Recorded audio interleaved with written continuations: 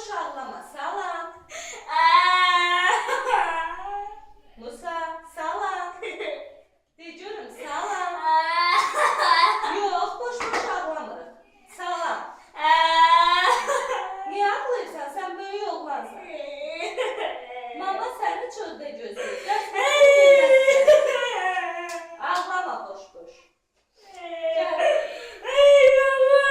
Mama səni çöldə gözləyir. Yaxşı mı? Dərs bitsin gedəsən. Çıxart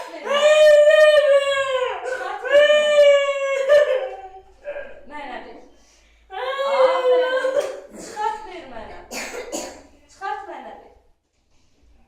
Bunu çıxart. Boş ağlama. Ver mənə. Aferin. Çıxart mənə verirsən. Hərdən çıxarırsın. Ver. Çıxart. Bax gör necə çıxartmalısın. Hə, tut çıxsa. Tut.